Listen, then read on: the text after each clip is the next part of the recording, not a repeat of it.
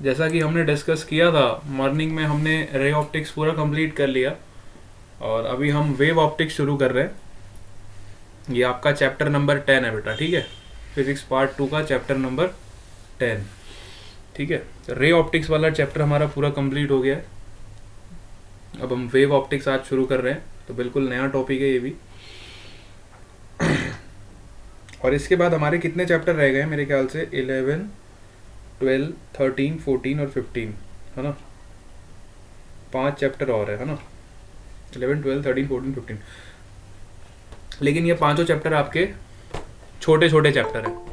जैसे physics part 1 में आपके चैप्टर काफ़ी लेंदी थे, बट फिजिक्स पार्ट 2 के चैप्टर्स आपके इतने लेंदी नहीं है, मतलब छोटे छोटे चैप्टर है। भले नंबर आपको ज़्यादा लग रहा है, 5 चैप्टर आपको सुनने में लग रहा होगा कि बहुत सारे, लेकिन ये 5 चैप्टर आप मान के चलो, जितना हमने पूरा मैग्नेटिज्म पढ़ा था ना, वो पूरा मैग्नेटिज्म अगर आप अच्छे से मिला दो तो जाके ये 5 चैप्टर बनेंगे, ठीक है।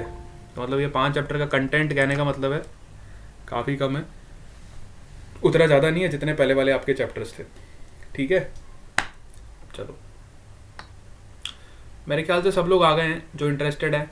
15 वाला आउट ऑफ सिलेबस है, वेरी गुड, हमारा काम हल्का हो गया। लेकिन बेटा 15 वाले चैप्टर में से आपके एंट्रेंस वगैरह में एक आध क्वेश्चन आ जाता है। थोड़ा सा इंट्रोडक्शन दे दूंगा, 15 चैप्टर ज़्यादा बड़ा नहीं है, ठीक है। जेई में भी आता है क्वेश्चन और उसमें भी आता है, नीट में भी आता है, कम्युनिकेशन सिस्टम।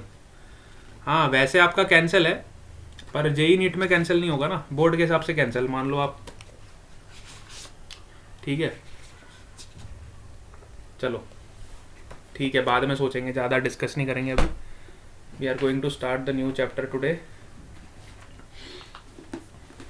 और जिनको नहीं पता है उनको बेटा मॉर्निंग इवनिंग दोनों क्लास अटेंड करनी है। मैं फिर से बता रहा हूँ, रोज़ सुबह शाम मैं यही बोलता हूँ, है ना। कई કીધું જ નથી, અહીં બધું કીધેલું છે। મોર્નિંગ ક્લાસ પણ અટેન્ડ કરવાની અને ઇવનિંગ ક્લાસ પણ તમને અટેન્ડ કરવાની જરૂરત છે, ठीक है।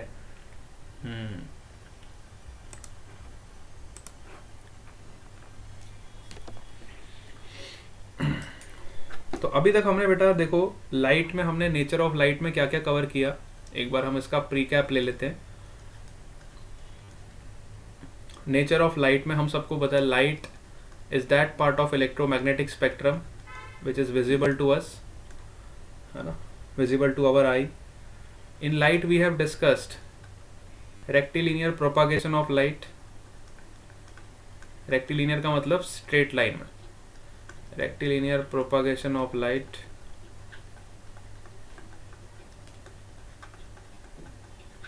जो हम रे डायग्राम बेटा ड्रॉ करते थे डिफरेंट केसेस के लिए, चाहे मिरर की बात करूं, चाहे आपकी लेंस की बात करूं, है ना, उन सभी केसेस में हमने rectilinear propagation of light study कर लिया था। मतलब लाइट एक सीधे लाइन में ट्रैवल होती थी, ठीक है। दूसरा पॉइंट हमने क्या डिस्कस कर लिया है, हमने रिफ्लेक्शन वाला पार्ट बहुत अच्छे से कवर कर लिया। रिफ्लेक्शन ऑफ लाइट हमने बहुत बढ़िया से कवर कर लिया। अभी मैं आपको वो सारे पॉइंट्स बता रहा हूँ लाइट के साथ क्या क्या हो सकता है। एक हमारी जो लाइट है, इसके 2 बेसिक पार्ट होते हैं, one is your ray optics and another is discussed in your wave optics.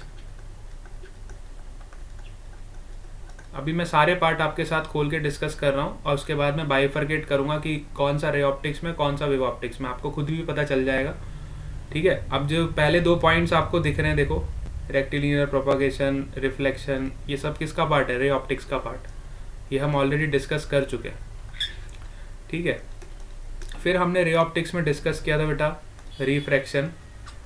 हम रिफ्रैक्शन भी बहुत अच्छे से पढ़ चुके थे, इसमें भी हमें किसी तरह की कोई दिक्कत नहीं थी, क्योंकि इसमें हमने लेंस का भी रिफ्रैक्शन कवर किया, ग्लास स्लैब का भी रिफ्रैक्शन कवर किया, और उसके बाद हमने प्रिज्म भी देखा। प्रिज्म में हमने फिर बहुत डिटेल में स्टडी किया, है ना, प्रिज्म के बारे में, ठीक है। उसके बाद हमने प्रिज्म में एक प्रोसेस और देखा था जिसको हम बोलते हैं डिस्पर्जन, ठीक है। प्रिज्म में हमने देखा था डिस्पर्जन। डिस्पर्जन का मतलब होता है splitting of white light into 7 different colours. This is also a part of ray optics. तो ये जितने भी पॉइंट्स यहाँ पे कवर किए हैं अभी तक, जो हमने कवर कर लिए हैं, ये सारे के सारे पॉइंट्स आपके रे ऑप्टिक्स के अंदर आते हैं, ठीक है। अच्छा, इसके बाद जो पॉइंट्स अब हम कवर करने जा रहे हैं पॉइंट नंबर 5 से, ये पॉइंट्स अभी हम कवर करने जाएंगे। अभी जो हम शुरुआत करेंगे तो डिस्पर्जन के बाद हम पढ़ेंगे इंटरफेरेंस, फिर हम पढ़ेंगे डिफ्रैक्शन, मतलब लाइट के साथ क्या क्या हो सकता है मैं आपको सारी चीज़ें बता रहा हूँ। लाइट के साथ इतने सारे फिनोमेना हो सकते हैं। उसके बाद हम पढ़ेंगे पोलराइजेशन,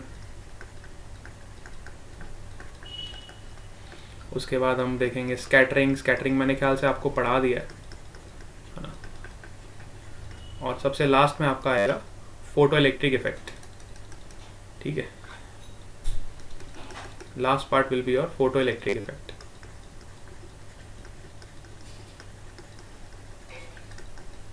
और ये इफेक्ट हम पढ़ेंगे आपका चैप्टर नंबर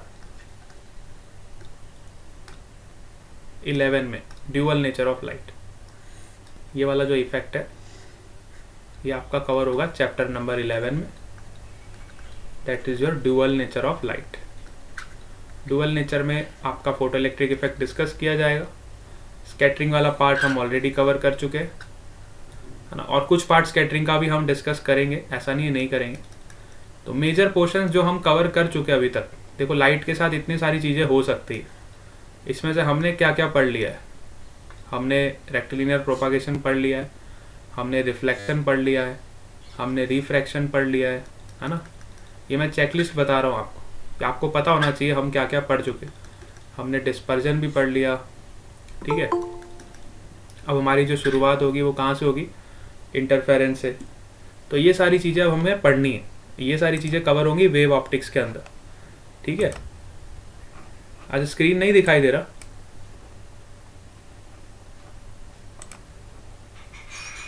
स्क्रीन दिख रहा है ना आप लोगों को? आटलू बद्दू नहीं, ये बेटा खाली आपको चेकलिस्ट लंबी लंबी दिखाई दे रही है। ये सब टॉपिक्स बहुत छोटे छोटे हैं। देखो अभी हमें क्या पढ़ना है, interference which is a very small topic, diffraction is also very small topic, polarisation, ये सब एक एक टॉपिक है। टॉपिक के नाम लिखे मैंने, ये कोई चैप्टर नहीं है। ये सब मैंने बेटा टॉपिक के नाम लिखे हैं और छोटे छोटे टॉपिक्स हैं, ठीक है। तो ऐसा मत बोलो कि इतना सारा पढ़ना है, अभी बोलो इतना सा ही पढ़ना है, बस ऐसा बोलो इतना सा ही पढ़ना है, ठीक है। तो अभी मेजर फोकस हमारे ये 3 टॉपिक्स पे रहेगा। इसको हम कवर करेंगे वेव ऑप्टिक्स के अंदर। ये वाला पार्ट आपका कवर होगा वेव ऑप्टिक्स के अंदर, है ना। और फिर ये वाला जो पार्ट है ये आपका चैप्टर नंबर 11 में कवर होगा। ड्यूअल नेचर ऑफ लाइट में थोड़ा बहुत ये कवर हो जाएगा, ठीक है। तो ये लाइट के साथ जितने फिनोमेना हो सकते थे वो सारे मैंने आपको बता दिए अभी तक, ठीक है। इतनी सारी चीज़ें लाइट के साथ हो सकती है, ठीक है। तो अब हम आते हैं, सबसे पहले जो साइंटिस्ट आए, आपको पता ही है कौन हो सकता है। सबसे पहले जो साइंटिस्ट आया इस थ्योरी देने अपनी, उसका नाम था न्यूटन। न्यूटन का बहुत बड़ा योगदान है पूरी फिजिक्स में, आप सबको पता है ना। सबसे बड़ा योगदान किसका है, न्यूटन का, ठीक है। तो पहले न्यूटन बाबा आए और उन्होंने अपनी कहानी बताई और उन्होंने बताया कि जो लाइट होती है वो हमेशा ट्रैवल होती है इन the form of stream of particles. सबसे पहले न्यूटन आए, आपको पता ही है न्यूटन का नाम इतना फेमस है, हर जगह पे वो कहीं ना कहीं प्रकट हो ही जाता है। तो न्यूटन बाबा ने अपनी कहानी बताई कि light travel always in a form of stream of particles. Light travels, बहुत इंपॉर्टेंट लाइन है, light travels always in the form of stream of particles।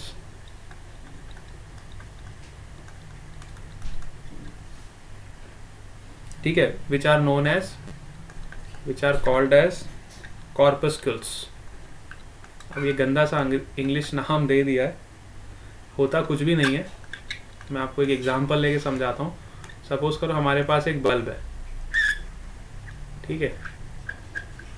अब उस बल्ब में से लाइट निकलती है, तो वो लाइट जब ट्रैवल करती है तो इस तरीके से लाइट आपकी ट्रैवल करती है इन द फॉर्म ऑफ पार्टिकल्स, ठीक है।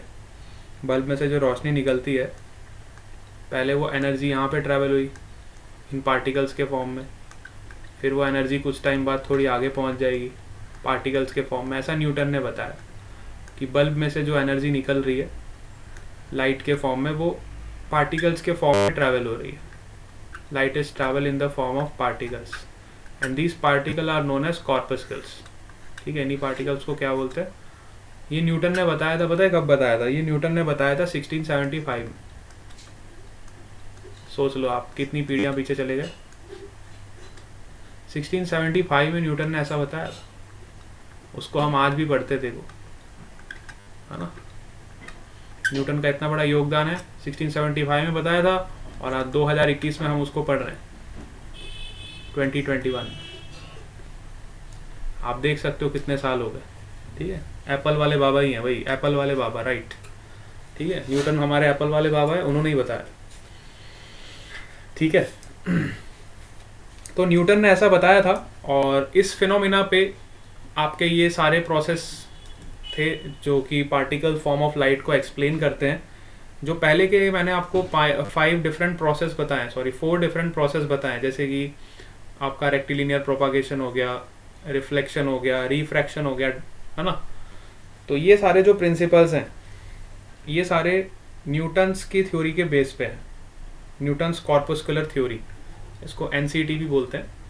न्यूटन्स कॉर्पस्कुलर थ्योरी के बेसिस पे ही हमने अभी तक जो भी चीज़ें पढ़ी हैं, रिफ्लेक्शन, रिफ्रैक्शन, रेक्टिलिनियर प्रोपागेशन, ये सारे फिनोमेना का एक्सप्लेनेशन हो गया था उस टाइम पे 1675 में।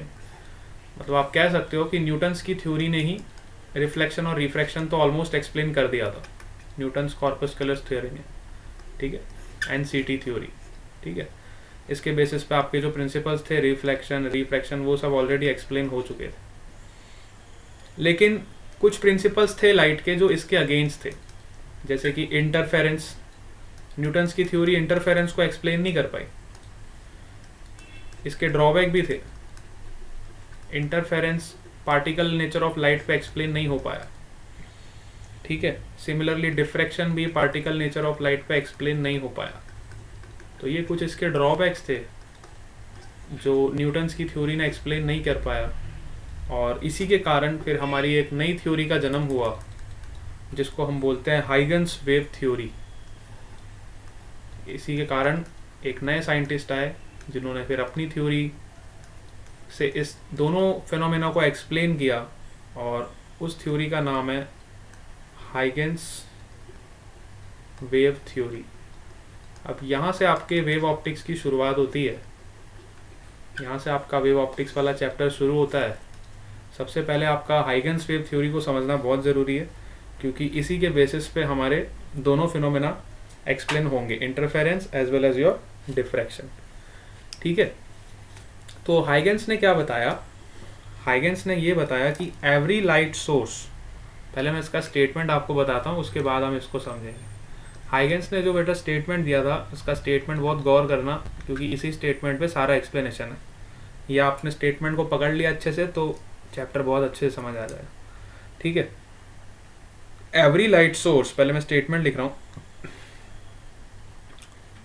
एवरी लाइट सोर्स, आपको खाली ध्यान से सुनना है इसको, ठीक है, और समझना है।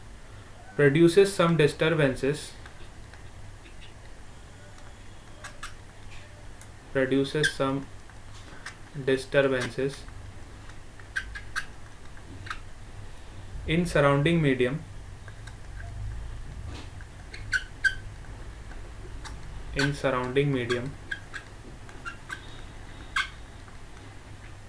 which propagate at a speed of light, which propagates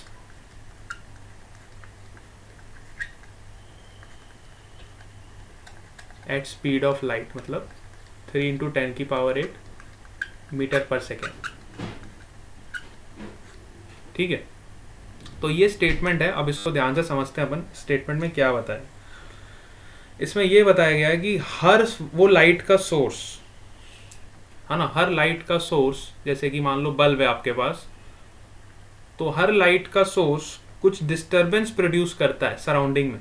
गौर करना, जैसे ये लाइट है, आपकी लाइट का सोर्स है, ठीक है, इसने कुछ डिस्टर्बेंस प्रोड्यूस करी सराउंडिंग मीडियम में, कुछ एनर्जी प्रोड्यूस करी, तो वो एनर्जी इस वाले सोर्स के पास, मतलब इस वाले पार्टिकल के पास ट्रैवल हो गई। अब ये पार्टिकल खुद भी एक सोर्स की तरह बिहेव करेगा और ये अपनी एनर्जी को नेक्स्ट पार्टिकल पे ट्रैवल करेगा। समझ आ रही बात? फिर जैसी एनर्जी इसको मिलेगी, कुछ डिस्टरबेंस इसके पास क्रिएट होगा, तो ये भी एक सोर्स की तरह बिहेव करेगा और ये खुद भी एक कुछ एनर्जी को आगे ट्रैवल करेगा। ठीक है, मतलब यही हाइगेंस का कहना था। सबसे पहले उस जमाने में, आप 1600-1700 की बात कर रहा हूँ, उस जमाने में सबसे पहला जो साइंटिस्ट था उसने ऐसा दिमाग लगाया, उसने ऐसा बोला कि हर लाइट का जो सोर्स होता है वो खुद का कुछ डिस्टरबेंस प्रोड्यूस करता है सराउंडिंग में, और वही डिस्टरबेंस, एक्चुअली ये डिस्टरबेंस है, disturbance is a form of energy which is propagating in the surrounding at the speed of light. ठीक है, ये हाइगेंस ने सबसे पहले बताया। बात समझ आई आपको? अब वो जो डिस्टरबेंस प्रोपागेट हो रहा है या फिर जो एनर्जी प्रोपागेट हो रही है, सोर्स से जो एनर्जी निकल रही है, ठीक है, अब वो एनर्जी आपकी इस फॉर्म में भी हो सकती है। वो एनर्जी अलग अलग सोर्स पे डिपेंड करता है ना, आपका सोर्स कैसा है ना। The disturbance is dependent directly on the source, आपका किस टाइप का सोर्स है। ठीक है, अगर सपोज करो इन्फिनिटी से कुछ रेज आ रही हैं तो आपकी लाइट रेज ऐसे ट्रैवल होंगी। ठीक है, अगर आपका पॉइंट सोर्स है तो वहाँ से हमारी एनर्जी ऐसे बाहर को निकलेगी, रेडियली आउटवर्ड्स। यस, तो वो डिपेंड करेगा आपका सोर्स कैसा है ना। जो एनर्जी निकल रही है वो डिपेंड करेगा कि आपका सोर्स कैसा है। ठीक है, अब इस सोर्स के जो परपेंडिकुलर एक जो क्रॉस सेक्शन प्लेन होता है उसको हम बोलते हैं वेव फ्रंट। बड़े ध्यान से देखना, जैसे कि आपकी सपोज करो ये लाइट रेज निकल रही है, इसके परपेंडिकुलर का जो प्लेन होता है इसको हम बोलते हैं वेव फ्रंट। ठीक है, मतलब लाइट रेज के परपेंडिकुलर जो प्लेन होता है इस प्लेन को हम बोलते हैं wave front, wave fronts of this beam. क्योंकि बहुत सारी रेज का बंडल है यहाँ पे, तो आप देख सकते हो ये जो परपेंडिकुलर इसके बीम के जो या रेज के जो परपेंडिकुलर जो ये सेक्शन है, इस सेक्शन को हम बोलते हैं वेव फ्रंट। सिमिलरली अगर हमारा सोर्स पॉइंट सोर्स है तो लाइट रेज ऐसे बाहर निकल रही हैं, तो इसके परपेंडिकुलर हमारा जो वेव फ्रंट होगा वो इस तरीके से होगा। इसके परपेंडिकुलर जो हमारा प्लेन होगा,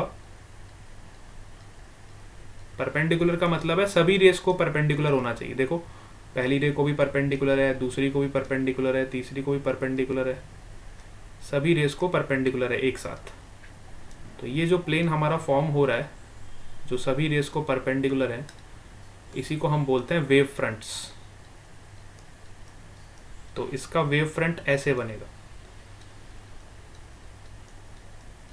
इसको समझने के लिए आप ऐसा समझ सकते हो, सपोज करो आप तालाब में जब जाते हो तो तालाब में जब आप पत्थर फेंकते हो पॉन्ड में, है ना, पानी में आप जब पत्थर फेंकते हो तो इस तरह से आपको वेव्स ट्रैवल होती हुई दिखाई देती। जैसे आप पत्थर फेंकते हो तो इस तरह से वेव्स आगे की तरफ ट्रैवल होती हुई आपको दिखाई देती है। एक एग्जांपल के तौर पे आप इसको समझ सकते हो। एक्चुअली वो डिस्टरबेंस होता है, एक एनर्जी होती है जो आगे की तरफ ट्रैवल करती है। समझ आ रही बात? तो हम कह रहे हैं कि हमारा वेव फ्रंट जो है वो आगे की तरफ ट्रैवल कर रहा है। मतलब कुछ टाइम पहले वो वेव फ्रंट इधर था, वो डिस्टरबेंस इस रीजन में था, कुछ टाइम के बाद वो डिस्टरबेंस आगे चला गया तो वो इधर पहुंच गया, कुछ टाइम के बाद ये डिस्टरबेंस किसी और टाइम पे और आगे चला जाएगा। इस तरह से ये डिस्टरबेंस की ट्रैवलिंग होती है। तो डिस्टरबेंस इज दैट, तो ये जो वेव फ्रंट होता है, wave front is that plane which is perpendicular, or you can say it is the cross section plane of the beam of light। ठीक है, बात समझ आ रही है आपको? yes और no? तो इसमें बेटा वेव फ्रंट जो होते हैं, ये तो मैंने आपको पूरा सर्कुलर वेव फ्रंट बना के बता दिया। इसमें एक कॉनकेव वेव फ्रंट होता है और एक कॉन्वेक्स वेव फ्रंट होता है। अब ये तो स्फेरिकल वेव फ्रंट था, तो इसलिए स्फेरिकल वेव फ्रंट में हम कुछ नहीं कह सकते। कॉनकेव वेव फ्रंट तब होगा, बड़े ध्यान से सुनना, जब आपकी लाइट रेज ऐसे निकल रही हैं। देखो बड़े ध्यान से, सपोज करो हमारी लाइट रेज ऐसे बाहर निकल रही है सोर्स से, ठीक है, इस तरीके से। तो अब इन लाइट रेज के परपेंडिकुलर जो प्लेन होगा वो ऐसा होगा, जो सभी लाइट रेज के परपेंडिकुलर होगा वो प्लेन कुछ इस तरीके का होगा, जिस भी लाइट रेस के परपेंडिकुलर होगा वो प्लेन हमारा कुछ इस तरीके का होगा। ठीक है, अब सपोज करो ऑब्जर्वर यहाँ पे है, मतलब जो इस चीज को ऑब्जर्व कर रहा है, ऑब्जर्वर हमारा यहाँ पे है, ऑब्जर्वर हमारा यहाँ से देख रहा है। तो यहाँ से जब देखेगा तो उसको पहले कौन सा सरफेस दिखाई देगा, ये वाला पार्ट दिखाई देगा। तो ये जो वेव फ्रंट होगा इसको हम बोलेंगे कॉन्वेक्स वेव फ्रंट।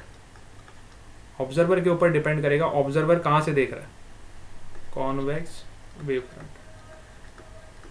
ऑब्जर्वर को कॉन्वेक्स वाला पार्ट दिखाई देगा ना, तो इस टाइप का जो वेव फ्रंट होता है इसको हम बोलते हैं कॉन्वेक्स वेव फ्रंट। बात समझ आ रही है आप? अब सपोज करो हमारा वेव फ्रंट ऐसे ट्रैवल कर रहा है, मतलब हमारी लाइट रेस कुछ इस तरीके से जा रही है। हमारी जो लाइट रेस है इस तरीके से कन्वर्ज हो रही है, सपोज करो कहीं दूर से आ रही है और दूर से आने के बाद इस तरीके से कन्वर्ज हो जा रही है। ठीक है, इस तरीके से हमारी लाइट रे जो है वो कन्वर्ज हो रही है। तो हमारी लाइट रे ऐसे कन्वर्ज हो रही हैं तो इनके परपेंडिकुलर जो प्लेन बनेगा इस तरह से, ये हमारा वेव फ्रंट होगा। अब सपोज करो हमारा ऑब्जर्वर इधर है और वो इस चीज को देख रहा है, तो उसको क्या दिखाई देगा, उसको पहले ये वाला सरफेस दिखाई देगा, कॉनकेव वाला सरफेस दिखाई देगा। तो इस तरह के वेव फ्रंट को हम क्या बोलते हैं, कॉनकेव वेव फ्रंट। इस तरह के वेव फ्रंट को हम क्या बोलते हैं, कॉनकेव वेव फ्रंट। ठीक है, और ये वेव फ्रंट जो होता है हमेशा लाइट रे के परपेंडिकुलर प्लेन होता है। देखो हर पॉइंट पे ये लाइट रे के परपेंडिकुलर इस तरह का प्लेन होता है। ठीक है, यस और नो। और अगर मैं वेव फ्रंट की बात करूं तो वेव फ्रंट पे सारे पार्टिकल्स जो होते हैं वो सेम फेज पे ऑसिलेट करते हैं। जैसे कि मान लो इसमें बहुत सारे पार्टिकल्स हैं ना, wave front is a composed of number of particles. तो इस इंस्टेंट पे, इस मोमेंट पे, इस डिस्टर्बेंस में, इस एनर्जी में जितने भी पार्टिकल्स होंगे वो सारे के सारे सेम फेज में ऑसिलेट कर रहे होंगे। ठीक है, जितने भी पार्टिकल्स होंगे वो सारे के सारे इस वेव फ्रंट में सेम फेज में ऑसिलेट कर रहे होंगे। ठीक है, तो ये हाइगन्स वेव थ्योरी है। This is known as Huygens wave theory. अब हाइगन्स ने थोड़ा सा मॉडिफिकेशन किया अपनी थ्योरी में, और उसने ये भी सोचा कि चलो हम ये भी बता देते हैं कि ये वेव का प्रोपागेशन कैसे होता है। अब वेव के बारे में तो हमें समझ आया, हमें वेव फ्रंट का भी थोड़ा नॉलेज मिल गया, लेकिन अब वेव फ्रंट का प्रोपागेशन कैसे होगा, वेव फ्रंट आगे कैसे बढ़ेगा, तो इसको बताने के लिए हाइगन्स की वेव फ्रंट प्रोपागेशन थ्योरी ने इसको एक्सप्लेन किया। तो ये भी बहुत इंपॉर्टेंट है, Huygens theory of wave front propagation, कि भाई ये वेव फ्रंट कैसे प्रोपागेट होते हैं, आगे की तरफ कैसे बढ़ते हैं। Huygens theory of wave front propagation. Wave front form कैसे हुए ये तो हमें पता चल गया, अब वेव फ्रंट आगे कैसे बढ़ेंगे, प्रोपागेट कैसे होंगे, ये भी हाइगन्स ने बताया। ठीक है, तो हाइगन्स ने ये बोला every point of the wave front in the light beam act as the source of new disturbance in the surrounding which are called the secondary wavelets। ठीक है, अब इसको समझते थोड़ा। जैसे कि सपोज करो हमारे पास ये एक वेव फ्रंट है, हमारी लाइट रेज ऐसे जा रही थी, अभी मैंने आपको बताया लाइट रे ऐसे जा रही थी, तो उसका वेव फ्रंट कैसे होगा, उसके perpendicular. So every point on the wave front in a light beam, तो हर पॉइंट की अगर मैं बात करूं, जैसे ये पॉइंट की बात करूं, for example this is point 1, this is point 2, this is point 3 and this is point 4। ठीक है, तो उस वेव फ्रंट का हर पार्टिकल जो है वो नए डिस्टरबेंस के लिए सोर्स की तरह एक्ट करेगा। वो नए डिस्टरबेंस के लिए किसकी तरह एक्ट करेगा, सोर्स की तरह एक्ट करेगा हर पार्टिकल। तो अब जैसे कि वेव फ्रंट यहां पे था, तो ये आपका सोर्स बन गया आपके लिए, तो यहाँ से एनर्जी यहाँ से निकलनी चालू हो जाएगी, एनर्जी इस तरह से ट्रैवल होगी। अब जैसी एनर्जी आपकी यहाँ पे पहुँचेगी, सिमिलरली यहाँ से भी कुछ एनर्जी निकलेगी, है ना। ये तो एक्चुअली डिस्टर्बेंस है जो बेटा ट्रैवल कर रहा है आगे की तरफ। तो हर पार्टिकल आपका सोर्स की तरह बिहेव कर रहा है, और ये सोर्स बनता है किसके लिए? सेकेंडरी वेवलेट के लिए। तो सेकेंडरी जो आपका वेवलेट बनेगा, या फिर सेकेंडरी जो आपका मैं कह सकता हूँ वेव फ्रंट बनेगा, उसके लिए ये वाला पार्टिकल सोर्स की तरह बिहेव करेगा। This is 1 dash, this is 2 dash. Similarly यहाँ से भी कुछ डिस्टर्बेंस निकलेगा, और वो डिस्टर्बेंस फाइनली यहाँ पे जाके मिलेगा। तो यहाँ पे जो पार्टिकल होगा 3 डैश, ये आपका सेकेंडरी वेवलेट होगा। इसका सोर्स कौन है? 3।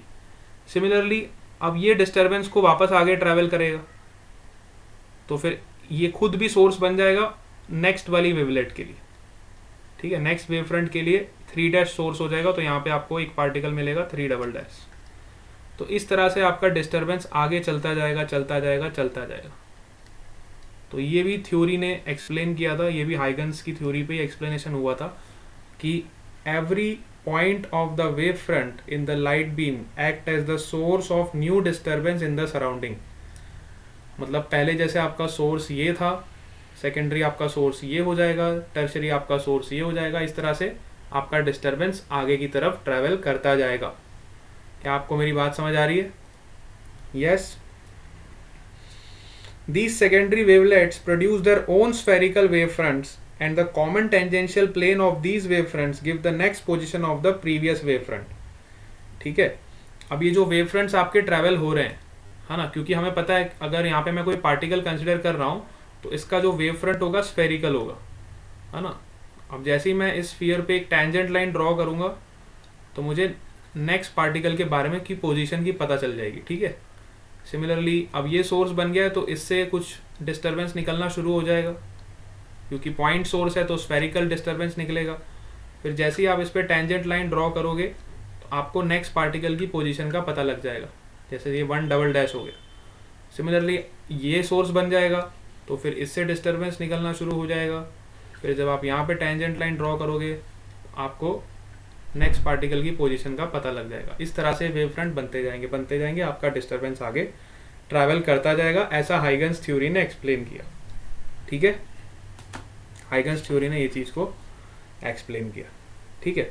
अब ये तो मैंने आपको प्लेन वेव फ्रंट के बारे में बताया। इसी तरीके से आपका कॉन्वेक्स बीम भी होगा तो भी ऐसे ही वेव फ्रंट आपका ट्रैवल होगा। सपोज करो मैंने एक कॉन्वेक्स बीम ले लिया, ठीक है। सपोज करो if I have taken this convex beam, तो उसमें भी ऐसे ही होगा जैसे आपका प्लेन वेव फ्रंट में हुआ है डिस्टर्बेंस का ट्रैवल, वैसे ही आपका कॉन्वेक्स बीम में भी ऐसे ही होगा। जैसे हमारा कॉन्वेक्स बीम है, ठीक है। तो पहले आपका ये जो पार्टिकल्स थे यहाँ पे थे, ठीक है, पहले आपके पार्टिकल्स यहाँ पे थे, ठीक है। फिर ये खुद सोर्स बन गए तो इनमें से डिस्टर्बेंस निकलना शुरू हो गया, क्योंकि पॉइंट सोर्स है ना, तो इनका डिस्टर्बेंस ऐसे स्फेरिकल होगा। फिर जैसे यहाँ पे जाके मिलेंगे तो ये 1 हो गया तो ये 1 डैश हो गया, सिमिलरली ये 2 हो गया तो ये 2 डैश हो गया। इस तरह से आपका डिस्टर्बेंस ट्रैवल होता जाएगा। तो ये मैंने आपको एग्जांपल बता दिया कॉन्वेक्स वेव फ्रंट का। कॉन्वेक्स वेव फ्रंट में भी इस तरह से आपका डिस्टर्बेंस ट्रैवल करेगा, और सिमिलरली आपका कॉनकेव वेव फ्रंट में भी ऐसा होगा। कॉनकेव वेव फ्रंट के जो पार्टिकल्स हैं उनका भी जो डिस्टर्बेंस है आगे की तरफ बढ़ेगा। अब जैसे ही आप इनकी पोजीशन पे एक टेंजेंट लाइन ड्रॉ करोगे, सभी डिस्टर्बेंस की जो पोजीशन पे टेंजेंट लाइन ड्रॉ करोगे तो आपको नेक्स्ट पार्टिकल की पोजीशन का पता चल जाएगा, ठीक है। तो इस तरह से डिस्टर्बेंस ट्रैवल करेगा आपका, चाहे आपका वेव फ्रंट कॉनकेव हो, चाहे आपका वेव फ्रंट कॉन्वेक्स हो, डिस्टर्बेंस आपका इस तरीके से ट्रैवल करता जाएगा। क्लियर हुआ सबको? इसके बाद जो साइंटिस्ट आया उसका नाम हम पहले से ही जानते हैं और उसके बारे में हम काफ़ी पढ़ चुके हैं, दैट इज़ योर मैक्सवेल्स, है ना। जो मैक्सवेल की थ्योरी मैंने आपको पढ़ाई थी पार्ट 1 में, वो साइंटिस्ट का एक्सप्लेनेशन बाद में आया, है ना।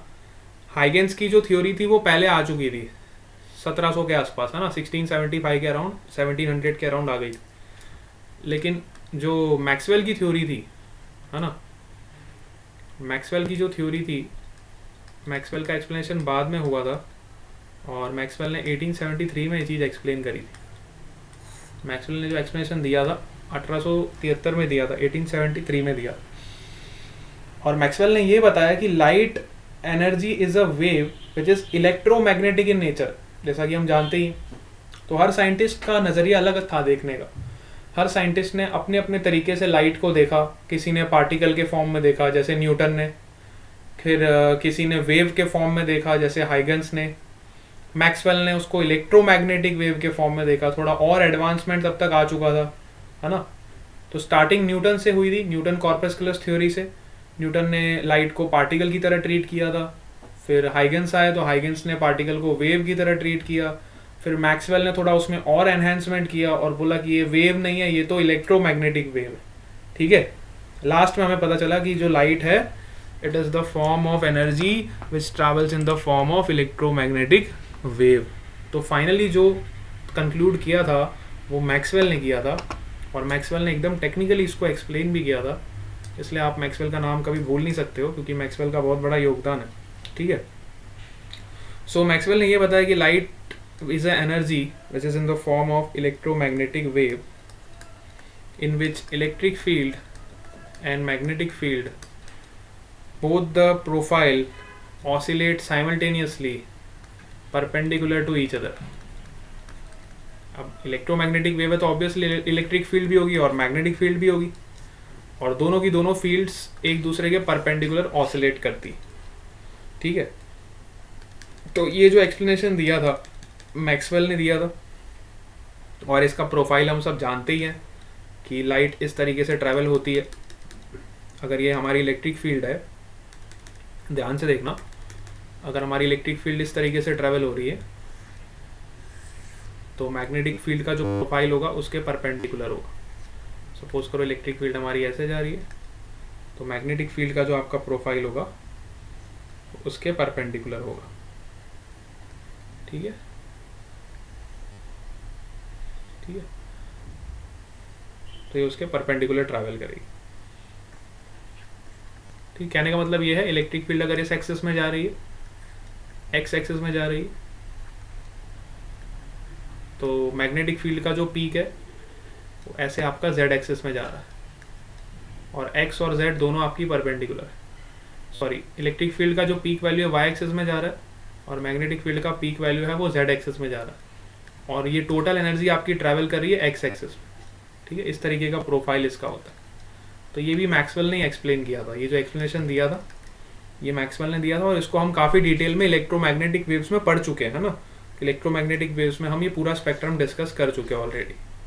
ठीक है, अब जो हमारा मेन फिनोमिना आता है, क्योंकि ये थ्योरीज आपको जानना बहुत ज़रूरी था, तो हमने 3 थ्योरीज पढ़ी है, NCT, Huygens wave theory HWT, और मैक्सवेल वेव थ्योरी MWT।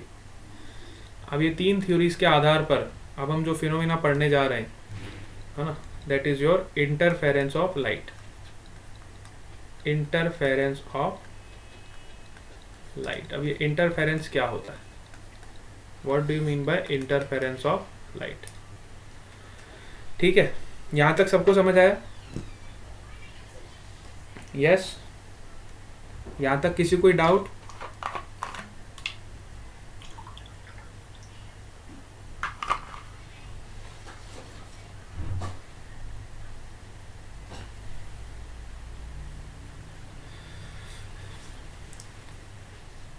सबको क्लियर है ना बेटा? यहां तक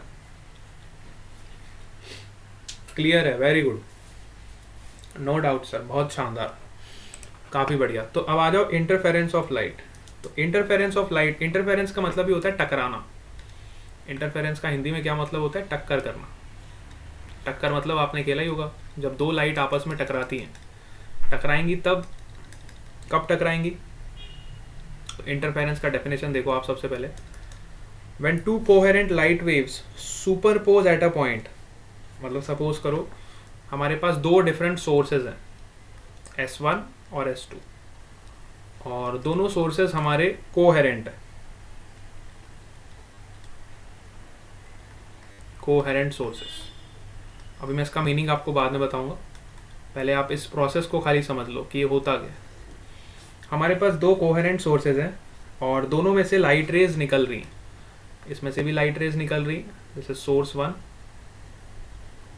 और यहाँ से सोर्स 2 से भी कुछ लाइट रेज निकल रही। अब ये कहीं पे जाके टकराएंगी तो इनका इंटरफेरेंस होगा। सपोज करो ये किसी पॉइंट P पे जाके टकराती है ना, दो डिफरेंट सोर्स से हमारी लाइट रेज निकल रही है और किसी P पॉइंट पे जाके टकराती। अब जैसे ही ये किसी P पॉइंट पे जाके टकराएंगी तो या तो इनका रिजल्टेंट बहुत ज़्यादा ऊपर चला जाएगा, मतलब वेव्स हमारी ऐसे ट्रैवल होती है ना, इलेक्ट्रोमैग्नेटिक वेव्स, है ना। तो दो वेव्स जब हमारी ट्रैवल हो रही हैं और आपस में जाके जब टकराती हैं तो या तो मैग्नीट्यूड बहुत ऊपर राइज हो जाएगा या तो मैग्नीट्यूड एकदम नीचे डाउन हो जाएगा, है ना। वो डिपेंड करेगा किस तरह से टकराएं, ठीक है। तो या तो इनकी रिजल्टेंट इंटेंसिटी जो होती है, it is the sum of intensities of the individual waves, ठीक है। सपोज करो इस सोर्स से जो लाइट निकल रही है इसकी इंटेंसिटी I1, ठीक है, और इस सोर्स से जो लाइट निकल रही है उसकी इंटेंसिटी I2 है, ठीक है। I1 और इससे जो इंटेंसिटी निकल रही है वो I2। जब ये टकराएंगे आपस में तो इन दोनों की इंटेंसिटी का रिजल्टेंट जो होगा वो इन दोनों की इंटेंसिटी कंबाइन हो जाएगी ना। तो दो तरह के इंटरफेरेंस पॉसिबल है। One is your constructive interference. Constructive interference वो इंटरफेरेंस होगा जिसमें आपकी इंटेंसिटी मैक्सिमम होगी, है ना। मतलब दो वेव्स आपकी इस तरह से टकराएंगी कि वो मैक्सिमम इंटेंसिटी प्रोड्यूस करेंगी। उस तरह के इंटरफेरेंस को हम क्या बोलेंगे? जब हमारी P पॉइंट पे मैक्सिमम इंटेंसिटी प्रोड्यूस होगी, सपोज करो, तो उस तरह के इंटरफेरेंस को हम बोलेंगे कंस्ट्रक्टिव इंटरफेरेंस। Constructive interference. और अगर इस पॉइंट पे सपोज करो मिनिमम इंटेंसिटी प्रोड्यूस होगी तो इसको हम क्या बोलेंगे? डिस्ट्रक्टिव इंटरफेरेंस, ठीक है, डिस्ट्रक्टिव इंटरफेरेंस, ठीक है। तो दो तरह के इंटरफेरेंस हमारे पॉसिबल है। One is your constructive interference, जब दोनों इंटेंसिटीज मिलके मैक्सिमम इंटेंसिटी प्रोड्यूस करेगी तो कंस्ट्रक्टिव इंटरफेरेंस होगा, और जब दोनों इंटेंसिटी मिलके मिनिमम इंटेंसिटी प्रोड्यूस करेगी तो डिस्ट्रक्टिव इंटरफेरेंस होगा। अब मैंने आपको बताया था कोहेरेंट सोर्सेस। ये कोहेरेंट सोर्सेस को समझना बहुत ज़रूरी है। इन कोहेरेंट सोर्सेस का मतलब क्या होता है? कोहेरेंट सोर्सेस से जो वेव्स निकलती हैं वो हमेशा कोहेरेंट वेव्स होती हैं। अब कोहेरेंट वेव्स कौन सी वेव्स होती हैं? अब बड़े ध्यान से सुनना है, यहाँ पे सारा खेल है कोहेरेंट सोर्सेस का और कोहेरेंट वेव्स का। कोहेरेंट करके मैंने जो टर्म यूज़ किया है ये आपको बार बार आएगा पढ़ने में, इसका मतलब समझना ज़रूरी है। कोहेरेंट सोर्सेज वो सोर्सेज होते हैं जो कोहेरेंट वेव्स को प्रोड्यूस करते हैं। अब कोहेरेंट वेव्स क्या होती हैं? तो कोहेरेंट वेव्स वो होती हैं जो इन क्राइटेरियाज को फुलफिल करे। पहला क्राइटेरिया, सेम फेज में हो, दोनों वेव्स आपकी सेम फेज में होंगी, दोनों के लिए आपकी फ्रीक्वेंसी कांस्टेंट होगी,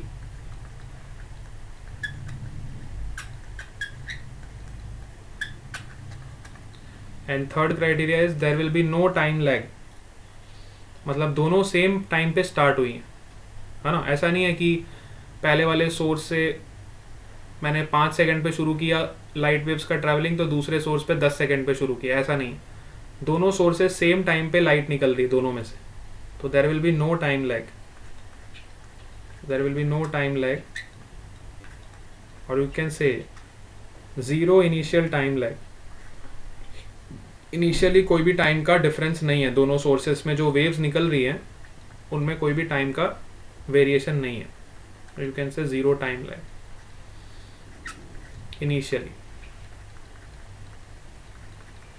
तो ये तीन कंडीशंस को जो वेव सेटिस्फाई करेंगी उन्हें हम बोलेंगे कोहेरेंट वेव्स, और जिस सोर्स से ये वेव्स प्रोड्यूस होंगी उस सोर्स को बोलेंगे कोहेरेंट सोर्स। जहाँ से ये प्रोड्यूस होंगी उसको बोलेंगे कोहेरेंट सोर्स। क्या मेरी बात आपको समझ आ गई? यस? बेटा यहाँ तक सबको क्लियर हो गया है ना? तो अब हम इंटरफेरेंस को डिस्कस करेंगे. Now we are going to discuss the interference. What is basic meaning of interference. अब हमारा इंटरफेरेंस यहाँ से शुरू होगा. ठीक है. तो सपोज करो हमारे पास दो वेव्स हैं, है ना.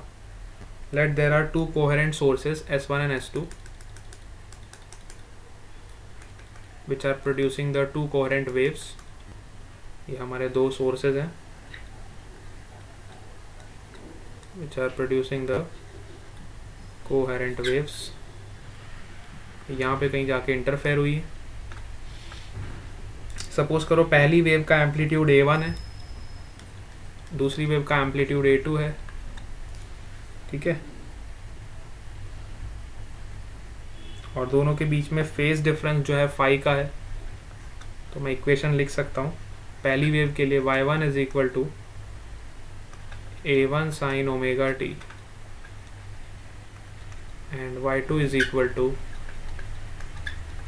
A2 sine omega t minus phi. ठीक है. अब देखो यहाँ पे दोनों के लिए फ्रीक्वेंसी हमारी सेम है. फ्रीक्वेंसी आपकी ओमेगा. दोनों के लिए टी भी आपका सेम है. ठीक है ना. Constant frequency, same phase and no time lag. ठीक है. तीनों कंडीशन हमारी सेटिस्फाई होनी चाहिए. कोहेरेंट सोर्सेज आर दो which are derived from the same source. ठीक है. इस बात को हमेशा ध्यान रखना. जो सेम सोर्स से निकलते हैं वो हमारे कोहेरेंट सोर्सेज होते हैं. ठीक है. तो ये हमारी दो इक्वेशंस हो गई दोनों वेव्स की. y1 is equal to A1 sine omega t, y2 is equal to A2 sine omega t. ठीक है. अब ये दोनों जब टकराएंगी आपस में, ये दोनों जब वेव्स बेटा टकराएंगी at the point of interference, क्या होगा. ये जब दोनों वेव्स जब आपकी इस पॉइंट पे टकराएंगी तो टकराने के बाद इन दोनों का एम्पलीट्यूड्स ऐड हो जाएगा. इंटरफेयर करेंगी इस पॉइंट पे, तो eight the point of interference हमारा नेट y क्या हो जाएगा, is equal to y1 plus y2. ठीक है. जब ये दोनों वेव्स आपस में टकराएंगी तो इनका नेट y क्या हो जाएगा, y1 प्लस y2. तो दोनों को ऐड करो which is A1 sine omega t. You have to add this two equations. दोनों इक्वेशंस को ऐड करोगे तो क्या आएगा, देखो बड़ी शानदार सी आपको बढ़िया सी इक्वेशन मिलेगी. A1 sine omega t plus A2 sine omega t minus phi. Add करके देखो. अब यहाँ पे थोड़ी सी ट्रिग्नोमेट्री लगानी पड़ सकती है आपको. बेसिक सी है, ज़्यादा कोई हाई फाई नहीं है, आप समझ जाओगे. A1 sine omega t plus A2 sine omega t minus phi. अब ऐड करो. साइन A माइनस बी क्या होता है, इक्वेशन लगाओगे तो ये वाला टर्म तो एज इट इज रहेगा. A1 sine omega t plus A2 sine A minus B will be sine A cos B sine omega t cos phi minus cos omega t sine phi. ठीक है. Sine omega t cos phi minus cos omega t sine. बात समझ आई आपको. Yes. दोनों का net आपका displacement जो है वो ऐड हो गया. ठीक है. दोनों का वाई नेट आपका ऐड हो गया. ठीक है. तो यहाँ से हमें दो इक्वेशन मिली बेटा. अब इसको सॉल्व करो थोड़ा सा. तो देखो कॉस वाले टर्म को एक तरफ ले लो, साइन वाले टर्म को एक तरफ ले लो. इन दोनों इक्वेशंस को ऐड किया तो हमें क्या मिला, A1 plus A2 cos phi.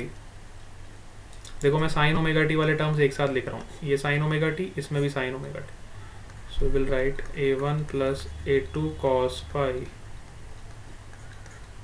Sine omega t will be common minus A2 sine phi cos omega t. ठीक है, यस। तो अब मैंने क्या किया, इस वाले टर्म को कुछ मान लिया, a1 plus a2 cos phi को कुछ मान लिया, जैसे कि मैंने मान लिया इसको r cos थीटा।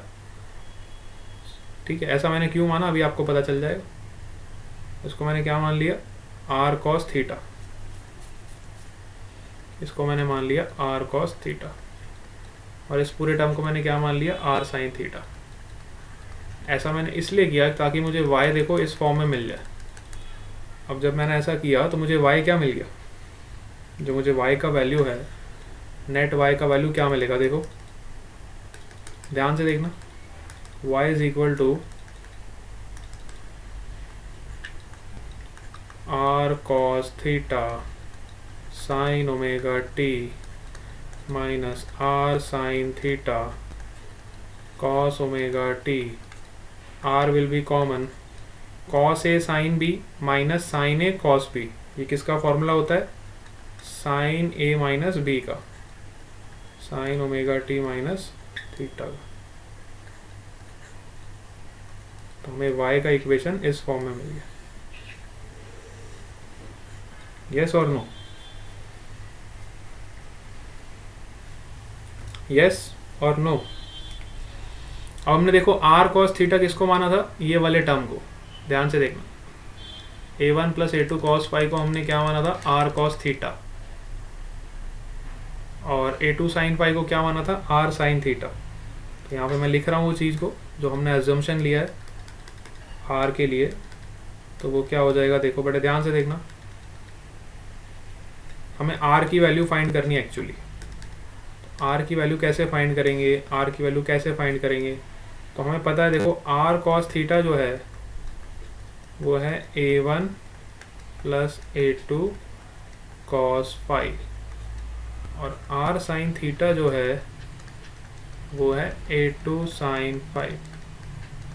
अब दोनों इक्वेशन को स्क्वायर करके ऐड करो, दोनों इक्वेशन का स्क्वायर करो और दोनों को ऐड करो, तो ये हो जाएगा r square cos square theta plus r square sin square theta means r square, it is equal to a1 plus a2 cos phi का whole square plus a2 sin phi का होल स्क्वायर। जब आप इसको solve करोगे तो आपको r की value यहाँ से मिलेगी, और r की वैल्यू देखना बिल्कुल वैसी मिलेगी जैसा हम रिजल्टेंट का फॉर्मूला निकालते हैं ना, जैसे मैंने आपको लॉ ऑफ पैरेललोग्राम में पढ़ाया था, बिल्कुल वैसा ही रिजल्टेंट का फॉर्मूला आपको यहाँ से मिलेगा। देखो ध्यान से देखो, इसका रिजल्ट काफ़ी इंपॉर्टेंट है। डेरिवेशन तो आपको समझाने के लिए बताया कि यहाँ से चीज़ें आई हैं, लेकिन इसका रिजल्ट जो आएगा ये बहुत इंपॉर्टेंट है। आपको अगर रिजल्ट डायरेक्ट याद रहेगा तो क्वेश्चन आराम से निकल जाएगा।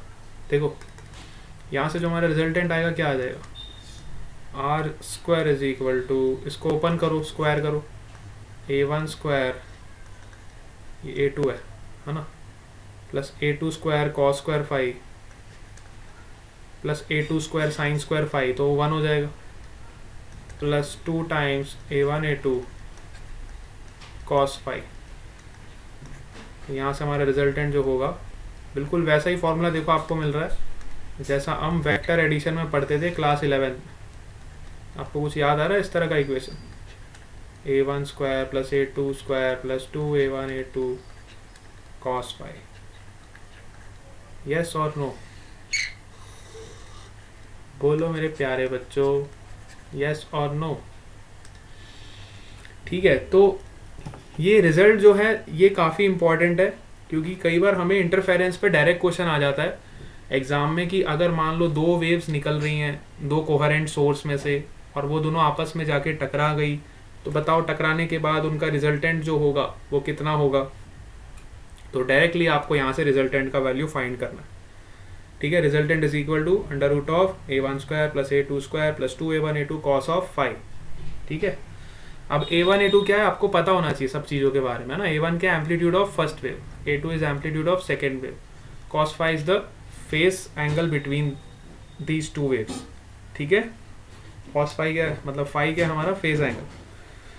ठीक है, तो हम इसको एक, हालांकि एम्पलीट्यूड वेक्टर क्वांटिटी नहीं है, लेकिन यहाँ पे जो फॉर्मूला हमें मिला है बिल्कुल वेक्टर की तरह मिला है, तो हम ऐसा मान के चल सकते हैं कि जैसे कि सपोज करो हमारा एक एम्पलीट्यूड इस तरीके का है, हालांकि एम्पलीट्यूड आपका कोई वेक्टर क्वांटिटी नहीं है, लेकिन ये जो हमें रिलेशन मिला है ना, उसके बेसिस पे हम ऐसा मान सकते हैं कि सपोज करो अगर आपका एम्पलीट्यूड A1 इस डायरेक्शन में है, let's say as a vector हम इसको स्टडी कर रहे हैं। देखो क्या हम लाइट पढ़ रहे थे और कहाँ हम वेक्टर आ गए, है ना। सपोज करो हमारा A1 इस डायरेक्शन में है और A2 हमारा ऐसे है, ठीक है। तो इसका रिजल्टेंट कुछ इधर होगा, वही हमारा R होगा, ठीक है। और A1 और A2 के बीच का जो एंगल होता है उसी को हम बोलते हैं फाई, ठीक है। A1 और A2 के बीच का एंगल, तो हम इस तरह से इसको प्लॉट कर सकते हैं, ठीक है। अब मुझे ये बताओ कि ये जो रिजल्टेंट हमें मिला है इसकी मैक्सिमम वैल्यू कब होगी और इसकी मिनिमम वैल्यू कब होगी। ये जो रिलेशन हमें मिला है बेटा, इसकी मैक्सिमम वैल्यू की क्या कंडीशन होगी। देखो मैक्सिमम तब होगी ना जब आपका, सिंपल सी बात है, कॉस फाई जो होगा वो मैक्सिमम होगा। सिंपल सा रिलेशन हमें क्या मिल रहा है, देखो अगर हमारा फाई मैक्सिमम होगा, कॉस फाई का फैक्टर जो है अगर वो मैक्सिमम होगा तो हमें मैक्सिमम वैल्यू मिलेगी। हमें आर का रिलेशन क्या मिला, under root of A1 square plus A2 square plus 2A1 A2 cos of phi. तो अब ये आपका रिजल्टेंट जो होगा इंटरफेरेंस का मैक्सिमम तब होगा जब हमारा कॉस फाई वाला फैक्टर मैक्सिमम होगा, क्योंकि A1 तो कांस्टेंट है, A2 भी कांस्टेंट है, A1 A2 भी कांस्टेंट है। तो सारा का सारा खेल किस पे डिपेंड कर रहा है, आपका कॉस फाई पे डिपेंड कर रहा है। कॉस फाई की मैक्सिमम वैल्यू कब कब होगी, जब फाई की वैल्यू आपकी 2n पाई के बराबर होगी, है ना।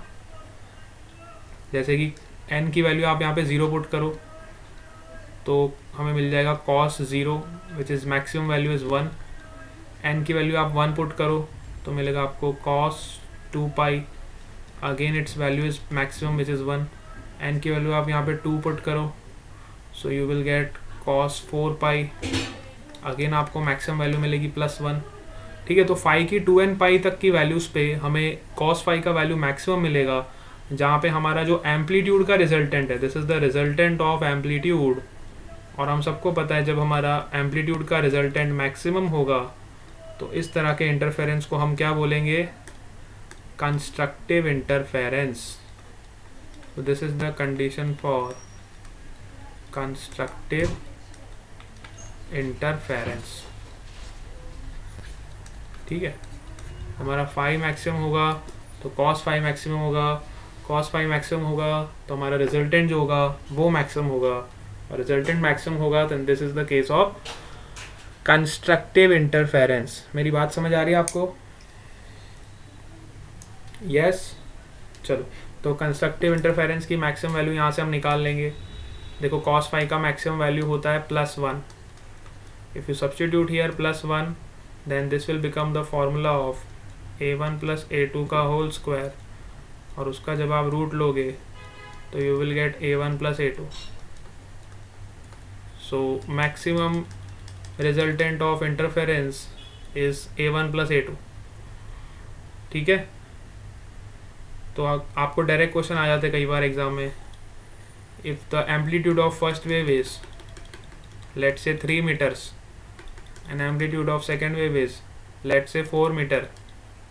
सपोज करो amplitude of first wave is 3 metres, amplitude of second wave is 4 metres, then at constructive interference what is the resultant of amplitude, you will directly write A1 + A2 because this is the condition for maximum interference, or you can say constructive interference,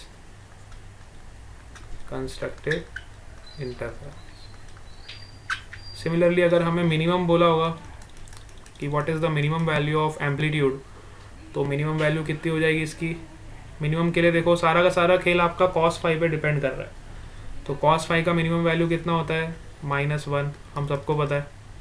cos theta का minimum value कितना होता है, cos theta का minimum value होता है -1। तो cos phi हमारा हो गया बेटा -1। -1 कब होगा, ऑड मल्टीपल्स ऑफ पाई पे। ऑड मल्टीपल्स ऑफ पाई पे हमारा cos थीटा का वैल्यू कितना होता है, -1। यहाँ पे आप सब्स्टिट्यूट करके देख लो। This is the condition for destructive interference, और यहाँ पे हमारा जो R होगा किसके बराबर होगा, A1 minus A2. Your resultant will B A1 minus A2. Yes और नो? क्या यहाँ तक मेरी बात आपको समझ आई?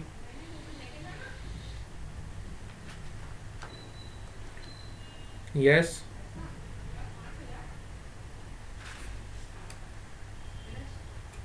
बेटा बात आपको समझ आ गई यहाँ तक? चलो बहुत बढ़िया. तो ये हमने कंडीशन निकाल ली. अब सपोज करो अगर हमारा A1 और A2 दोनों सेम हो जाता है ना, if suppose A1 is equal to A2 which is equal to A, हमें रिजल्टेंट का फॉर्मूला तो देखो पता है. रिजल्टेंट जो होगा एम्पलीट्यूड का, उसका बेसिक फॉर्मूला तो हम सबको पता है. R is equal to under root of A1 square plus A2 square plus 2A1 A2 cos phi. This is the equation of resultant, है ना. रिजल्टेंट का जो फॉर्मूला हम सबको पता है, R is equal to under root of A1 square plus A2 square plus 2A1 A2 cos phi. अगर A1 A2 के बराबर हो जाए और दोनों मिलके A के बराबर हो जाए, तब हमारा रिजल्टेंट क्या हो जाएगा. कई बार एग्जाम में ऐसा भी क्वेश्चन आ जाता है, तो आप डायरेक्टली यहाँ सब्स्टिट्यूट करो. A square plus A square plus 2A square cos phi. कितना हो जाएगा जल्दी से बताओ. अब यहाँ भी आपकी मैथमेटिक्स आ जाती है बेटा, इसलिए बोलते ना थोड़ा सा मैथ्स आ जाता है तो फिजिक्स में काफ़ी राहत हो जाती है ना. बायो वालों को भी थोड़ा सा मैथ्स आना चाहिए, कम से कम रूट लेना, स्क्वायर करना, ये सब तो आना चाहिए. कॉस थीटा साइन थीटा थोड़ा बहुत पता होना चाहिए, ज़्यादा नहीं पता होना चाहिए, थोड़ा सा आना चाहिए. ठीक है, तो मैथ्स का काफ़ी सहारा मिल जाता है बेटा फिजिक्स में. ठीक है, तो ये कितना हो जाएगा देखो. अब मैं कर कुछ नहीं रहा हूँ, सिर्फ मैथमेटिक्स कर रहा हूँ. A square plus A square कितना हो गया, 2A square plus 2A square cos phi. अब बताओ 2A स्क्वायर कॉमन आ जाएगा, you will get 1 plus cos phi. अब यहाँ पे और थोड़ा मैथमेटिक्स लगाओ, तो 1 प्लस cos थीटा को मैं क्या लिख सकता हूँ, cos 2 थीटा में कन्वर्ट करो. देखो cos 2 थीटा क्या होता है, 2 cos square theta minus 1. Yes और नो? तो 1 प्लस cos थीटा क्या किसके बराबर हो जाएगा, 2 cos स्क्वायर 5/2 के बराबर. ठीक है, 1 प्लस cos phi किसके बराबर हो जाएगा, 2 cos स्क्वायर 5/2 के बराबर. हाफ एंगल में कन्वर्ट कर दिया मैंने. ऐसा मैंने इसलिए किया क्योंकि मुझे रूट से सबको बाहर निकालना था. मुझे सबको रूट से बाहर निकालना था बेटा, इसलिए मैंने ऐसा किया, है ना. तो अब देखो आपका रिजल्टेंट क्या हो जाएगा. Your resultant will be under root of 2A square. ध्यान से देखना, रूट से सबको बाहर निकालना है ना, ये सब कैदियों को बाहर निकालना है, जेल में पड़े हुए. तो ये क्या हो जाएगा, 2A square into 2 cos square 5/2. तो ये कितना हो जाएगा, 2 2 जा 4 का रूट हो जाएगा 2. A स्क्वायर का रूट करोगे तो A, और cos स्क्वायर 5/2 का रूट करोगे तो cos 5/2. ठीक है, तो आपका रिजल्टेंट हो जाएगा ये. यस और नो? अब यहाँ से भी आप देख सकते हो कि मैक्सिमम वैल्यू इसकी किसके बराबर होगी. अगर मैं पूछूं what is the value of R maximum, तो R मैक्सिमम तब होगा जब आपका cos थीटा मैक्सिमम होगा. cos थीटा का मैक्सिमम वैल्यू होता है 1, तो R मैक्सिमम आपका हो जाएगा 2A. What is the minimum value, तो मिनिमम वैल्यू cos थीटा का क्या होता है, यस 0, है ना. R इनू का वैल्यू कितना हो जाएगा, 0 हो जाएगा ना. ठीक है, बात समझ आई आपको.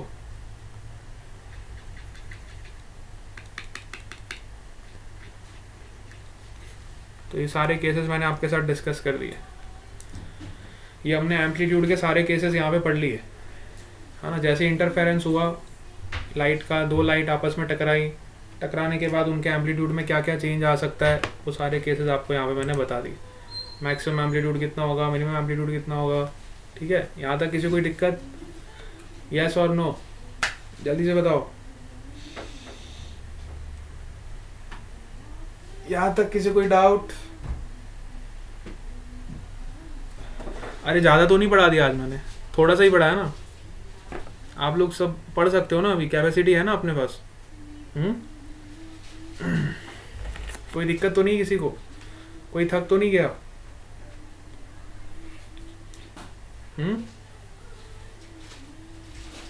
नहीं, बाकी सब इंटरेस्टेड है, पढ़ रहे हो आज, पढ़ लो। ठीक है ठीक है, थक गए हो थोड़ा सा पढ़ लो बेटा, टाइम ऐसा है, क्या कर सकते हैं, थोड़ा सा थकना भी जरूरी है। थोड़ा सा थकोगे तो अच्छी नींद आएगी रात को। ठीक है चलो।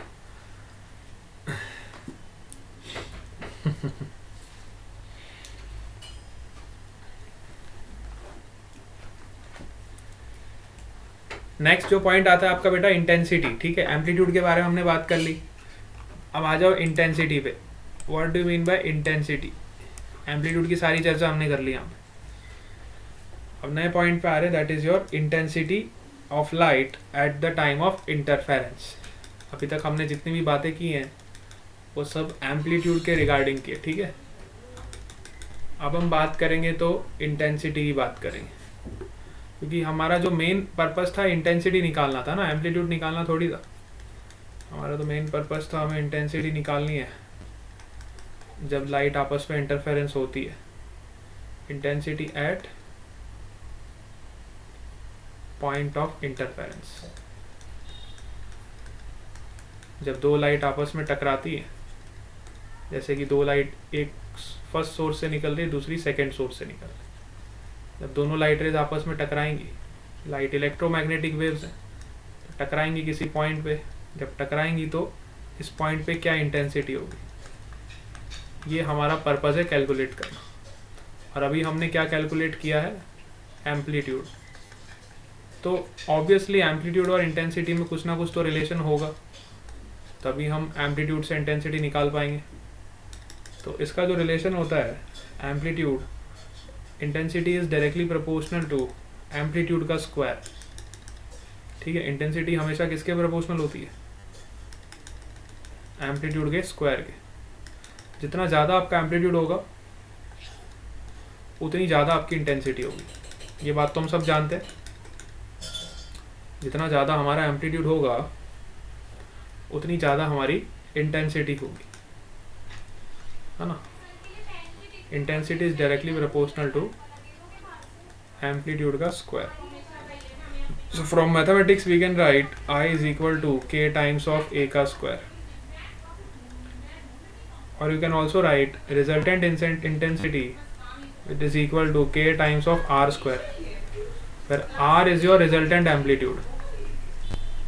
This r is your resultant amplitude. This r is your resultant amplitude. क्या बात को समझ पा रहे हो? ठीक है, तो अब हम इंटेंसिटी की चर्चा करेंगे कल।